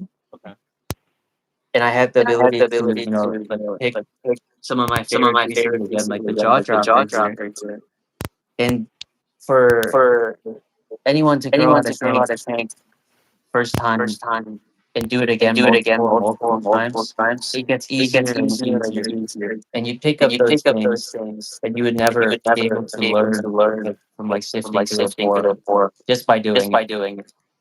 Right. It's kind of like resetting your garden each year, you Oh know? yeah. Oh, yeah. It's like, It's like, you know what you know what happened last happened last season. You get to season. You apply get to new apply a trick, new trick, and you get and to you see get if to you did a see if you did better a better in a in a harvest. harvest. Man, That's it's about it. just incredible work. So you reset all of your colonies here. Now were these? What did you do? Just like, did you plan ahead? Did you like have another tank that you sort of fragged off of your mothers and then restarted your colonies? Is that kind of what you did in a different system, or did you just restart them in the same system? So So yeah, yeah, someone someone purchased the purchased the majority of majority of the the colonies that I had colonies that I grown had out, grown and a up, lot of and the a lot of the pictures that I pictures that posted I on posted on Reef. Reef. And I'd And say I'd it's say, maybe just like maybe one or just like two one or two fragments for fragments for myself to grow myself out to here, grow out here. and And, I said like I said half like of half of them, them, maybe like maybe forty like percent of them 40% of them are still are kind of still kind of fragments fragments inside. inside. But I'd say But like I'd the say other like the other 40 40 are are back to their back to colony their colony status again, status again. And filling up again. I'm looking. I'm like, when did you do this reset? Like Like early spring, early I want spring, to say. I want to say. Are you? Wow. I mean, those are all like softball, at least if not bigger, like Yeah, from here. Yeah. I mean, I can't. I'm not there to see it personally, but they look like they're. That's a lot of growth, man. oh That's yeah. an insane amount of growth. Well, I Well, mean, I mean, also also consider like consider like there's about there's 50 about pounds 50 of pounds of reborn reborn that feeds that this feeds tank. this tank. So this So tank, this if I tank, really if I want really to, want to, I could I could pump it. pump it. And the amount of And the growth that amount I of growth that I expect in the near expect in the near future future is the reason is the why I reason have why I 50 have pounds of 50 pounds reborn. of reborn. Because in the Because in past, the past, I I'm had a sorry. I had a reactor maybe reactor half this maybe half size, this size. and I wasn't ready. Wasn't ready. I couldn't keep I up. couldn't keep up. Like in the old In the videos old and old videos of pictures that old I pictures had that where I this had, where thing this was thing was wall to wall wall to wall acros, acros, that little that little Geo Geo 818 or 818 or something, something, it was on it full was on full blast, blast. and I couldn't keep Couldn't up with keep that. up with that. So the So the supplementation, even supplementation, using even using Cal two how part too far and the and the reactor. reactor. And when you can't do Can't that, do that. you're riding You're that riding razor's that edge, razor's edge, and you're just and you're waiting for just your waiting tank for to your tank crash to on one crash bad on one bad impact. impact. Yeah, because you're at that point. You have to. You it's like there's no more dilution. It's like like you don't have that working for you. You almost have to add more water volume or something like in order Oh yeah, to facilitate it. So yeah, I mean that's insane. Yeah, I mean just absolutely beautiful, man. I just want to give you kudos on the colors. I'm a color fanatic. I used to be with Aquaforest, the color company. But no, I spent some time working with them in the past, and even before that, I just was always intrigued by colors and dating back to an old thread on Reach Central, Biggles, A Splash of Color.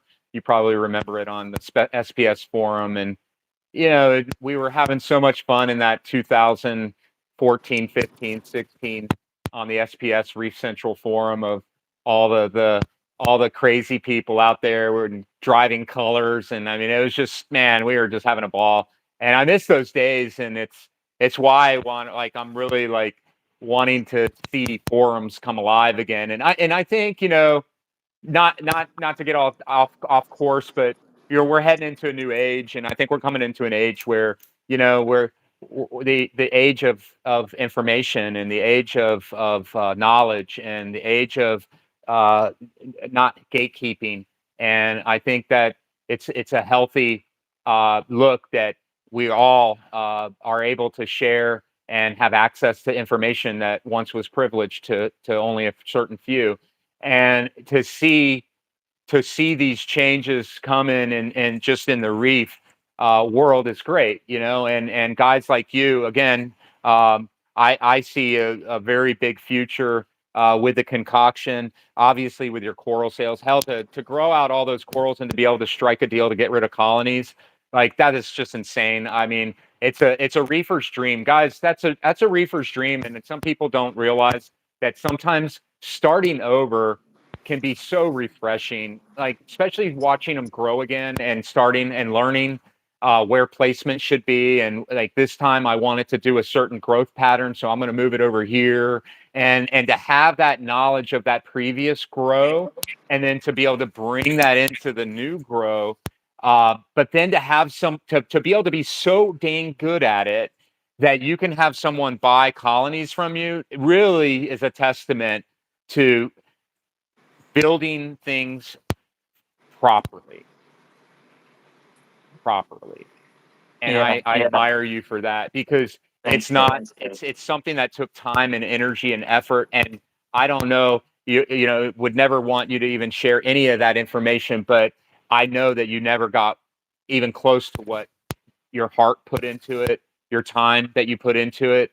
And this is what people need to understand about this part of the hobby. So when you're looking for corals, you know, guys, um, there are some sources that I want to talk about before we get off this video. The number one source that I would personally go to as an acro, this is an acro specialist channel. Like, so this channel is just basically it's dedicated to the acro hobby, right? Oh wow, I'm going to tell you I right love that. now, like if I'm picking up corals, guys, and if any, I know that many people are watching right now, but in the future, people might stop in and decide to catch this later, and hopefully they'll see this part where they need to reach out to you at CRT Reef on Instagram or Coral Reef Tank. Thanks a Um, lot, Perry. and he's got not only uh, some of the most beautiful colored corals, but the amount of just badass corals. Your collection is deep, deep, deep, deep, and not only deep in lineage of other people naming, but some of your corals are now at that state where like you've got a library of your named corals. And your library of what you have, or if you still have most of them, I'm sure you do, are absolutely just jaw dropping. And so that's a testament to building and branding and marketing yourself. And you did that through being a real one, you know. And I think that that's why you're able to do that. And it being a real one, somebody who shows up, can put in the work, can show like, look, you can show what you have right there on the screen. And to me, that speaks volumes.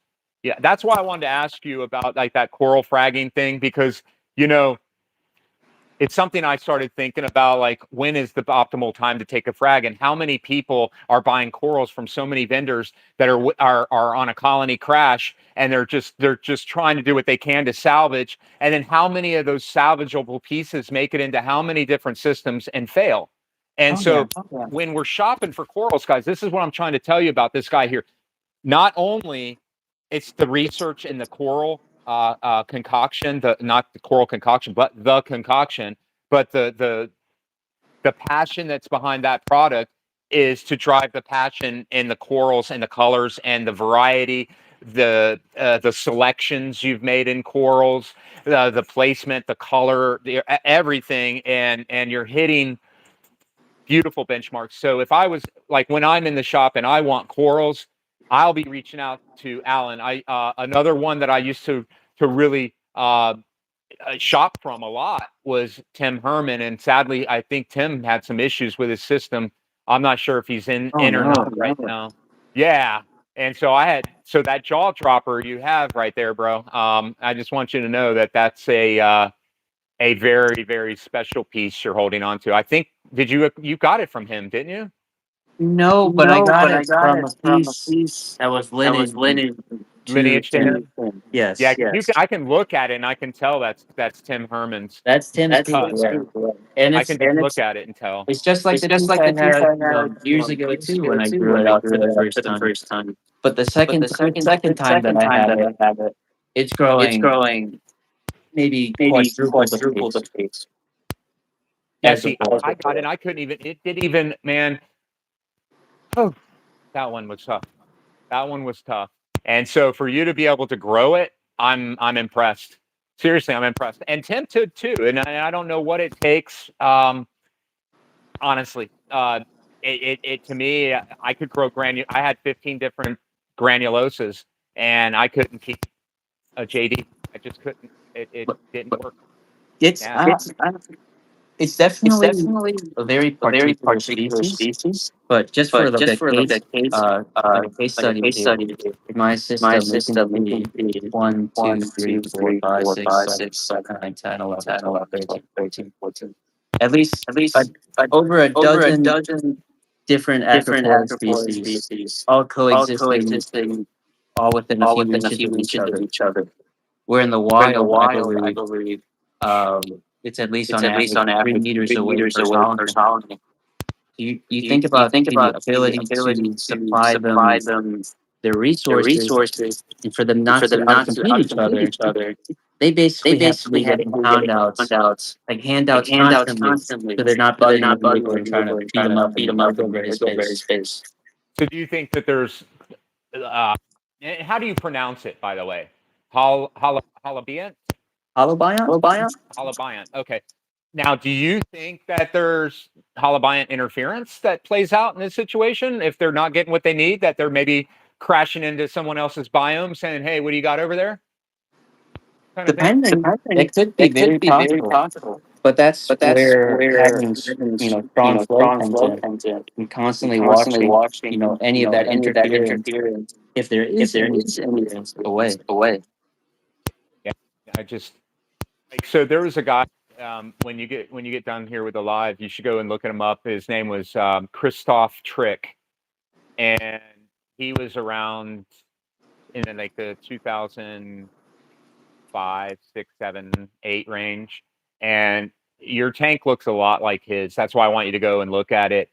Yeah, And he to me, and I'm gonna be, and I'm not trying to like blow your whistle here. It really reminds me of the types of colors he was achieving on his Zeovit run system. Now he later went on to change his system out and came up with his own supplemental line and everything else. But uh, the corals are absolutely glowing, and like it's got that. It has the glow, and if anybody who's worked with that line knows what that glow is, and so what I'm seeing here is like you're able to achieve that same thing with literally without having to run their system. I'm assuming you don't, other than the concoction, you're not really dosing anything, are you? Just feeding and that's it, right? there's like There's like constant constant experiments going experiments on going on in my in system, my or this system, system exactly here. exactly here. But the main But the main inputs are inputs just the are just the concoction. concoction. Other than that, Other it's than that, fine it's fine tuning the tuning the calcium calcium reactor, reactor, and just and just playing with the playing light with the light spectrum. spectrum.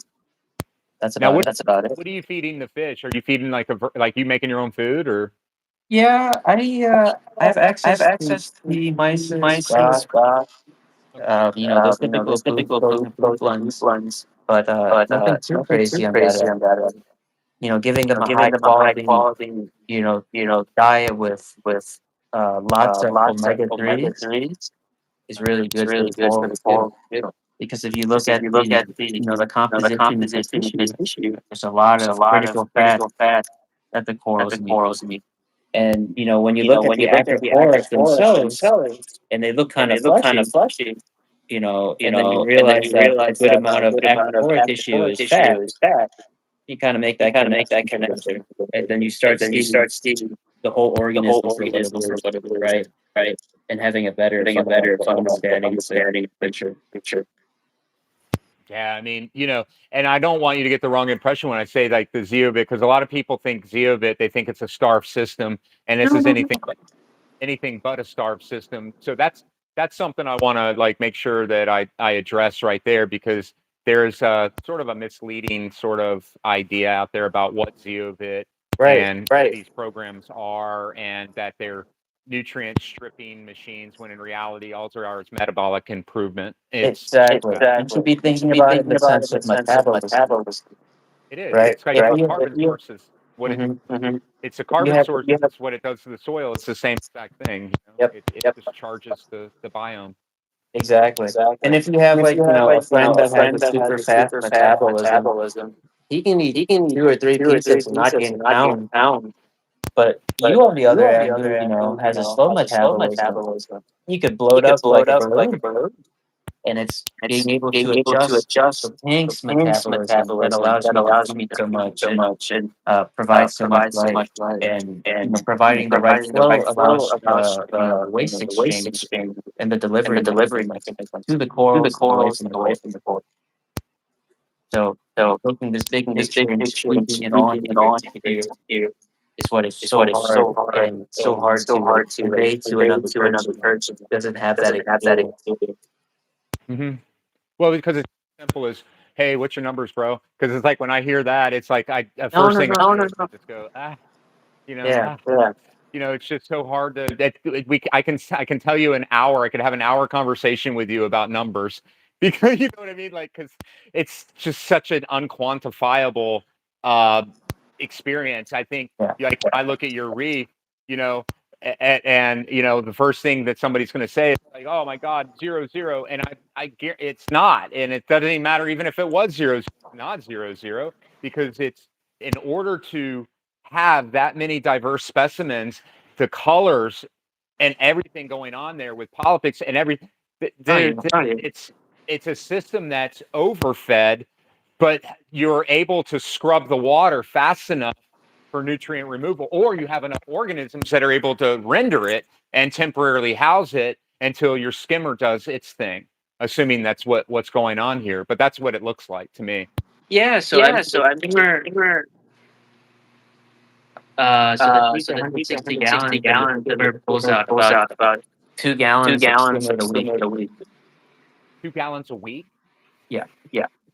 Oh, that's a lot of waste. Do you feed that to your garden?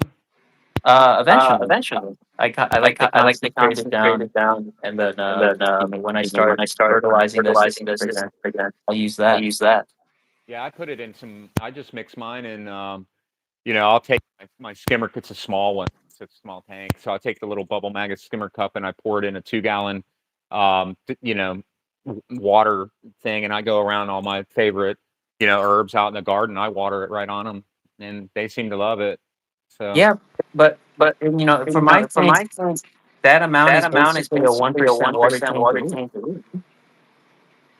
What my What skimmer my pulls skimmer out, pulls up, and that's and that's and that's and that worked out worked great out for great me. for me, And it's and allowed it's for me allowed for to me grow to with the grow with system the a lot system a better. lot better. Actually, I Actually, had I had to to shrink my shrink my skimmer skimmer count so that it so that it became more became more efficient efficient for the because of the because skimmer of the connect skimmer I connect had. I had. Was your flow rate? Were you just not matched? Your return pump wasn't like the speed of the return. Did you just want to match that more with the performance of a skimmer that would kind of be more semblant to that, I guess, or Y- like consistent with it? Yeah, Yeah, because when because I when I got rid of got rid of all my all my colonies, colonies, I had a I had a skimmer skimmer that was that was sized sized for for 4 times four as much times as much coral. coral. And since I And didn't since I have as didn't much have as much bioload bioload anymore, anymore, that big big skimmer skimmer wasn't pulling wasn't pulling anything out, anything out, and all that and all that latent latent organic was organics just kind of just sitting kind in of the sitting tank in for the too tank for long. too long. And I didn't And have I didn't enough have enough organisms that I organisms want that to I grow want in to the grow in tank the tank to use to that use that nutrient. nutrient. So I had So some I had some algae pop algae up pop and things up, like things that. like that. But once I But was once I able was to get a able to smaller get a smaller skimmer skimmer and to and work it work harder, it harder, I was oh, like like I was I was allowing my allowing my corals to take corals to over, take over, and all the other and all the other nutrients to nutrients to disappear on their disappear own. on their own. Because Because the the strongest strongest advantage that a advantage that coral has coral over has an over an algae algae is like what I is like said what I before, said that they before, can that eat. they can eat. Algae cannot eat, Cannot eat, but but macro it can macro it can also eat also and eat pull and from the pull from the inorganic inorganic reservoir in the reservoir tank. in the tank. So if you If you favor favor or give it or a give it a condition where condition algae where cannot algae grow cannot but grow, coral but can coral grow, can grow, over over time time you're gonna you're have a gonna clear have a victory. clear victory. Yeah, I mean that's what I'm going through right now, brother. I mean, like I started this as a day one tank. I when I broke down the 112, the cube, my buddy Matt had picked everything up, and he kind of probably knew that I was going to get back in, so he put all my rock in the sump, and he held all my corals and stuff like that. And I guess it was about 6 months later, I just knew, like, I was looking around, I saw this little Nuvo tank, and I'm like, man, if I drilled that and like I put a little 10-gallon sump in there and a little bubble maggots, that's all I'd need. I was like, I can set up a little reef with that. I was like, I got several lights around. I got all this equipment that I never got rid of. So I'm like, I'm in. And so I Yep. went over and I literally picked up like seeded water, all my old rock, but this rock had problems going back to like 3 or 4 years, and I was always battling nitrates. And so this rock is still laden with nitrates. But see, when it went into the system, it went into the sump. So there was no light on it. And it was still holding on to nitrates and probably slowly releasing, but he was kind of nitrate limited in his system. So it was actually doing him a benefit. So as soon as it went into my tank, everything looked great for a while, and then all of a sudden it started happening. And so now where I'm at is I'm sort of on the other side. A year later, about a year, about in December, the year it'll be a year on this tank. And even though it started with seeded rock, you know, at least 8, 9 year old rock, started with seeded water from his system. Uh, I'm still battling things. And so I think it's important that we set reasonable expectations too. And that, we need to also look at this like, I might have did this quick and I wanted to prove, I'm like, well, if I can do this in a nano, then that's pretty badass. If I can pull off a day one acro tank and in a nano, then I'm really going to test my skills here. I'm really going to push myself. And then I decided, let me throw some LPS in there and let's make it a mixed tank just to make this a little bit more challenging. And that's where I sit with it. But I'm finding that spot finally, and it's elbow grease and it's time. Elbow Yep. grease, Yep. time. And you can slowly see the leverage of the coral gaining foothold over the algae. It's such a neat thing to watch because Oh like yeah. slowly I'm watching the coral win this war, and I'm watching the algae starting to like slowly lose its grip, and bubble algae is turning in. You know where it mats and it kind of turns into like more of a plated. Yeah. Have you seen that before? It's Where it kind of flattens out and kind of mats, and it's so the first step of it before it blows off. And so you can watch the algae, and it's literally, you can watch what it's doing to the rock. It's literally consuming, and that's why it's there. Like weeds, they're in your garden for a reason. Why are they there? There's something that's off that they're there for. And so I think there's something behind that too. You're not experiencing right now because an amazing swing right now where I can't see a speck of algae in that tank.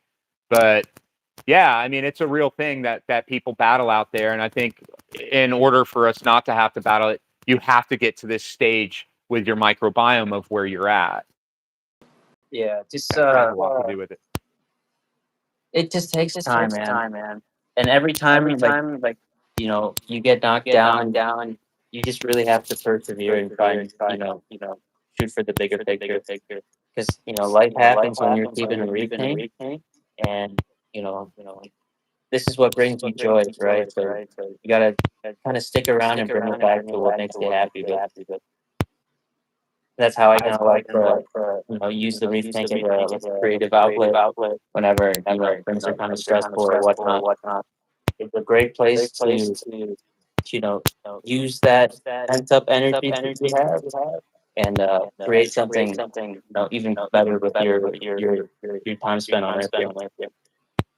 Yeah, I couldn't agree more, man. I appreciate what you do, what you're doing for the hobby. I appreciate you taking the time to check us out over here on this channel and to spend a couple hours with me, and it's truly amazing. It doesn't feel like it. It's been excellent talking to you. That's exactly the kind of conversation I was looking forward to having. Was something that it didn't feel like, oh my God, I'm going on this show today, and it's like I got to be polished up and buttoned up. Nah, it's Oh just yeah, I kick it love like this this. guy. Yeah, it was great talking to Reed. This community, it connects a lot of wonderful people together, and just to be able to learn and teach anyone who's doing the same thing, it's an honor, because we all want to strive to be these beautiful organisms in our tank. And some people just don't have the luxury to, hear or get pieces of tidbits of advice like this. And it's really important to, build that community, meet your local reefers and whatnot, and, build that, sense of research code again,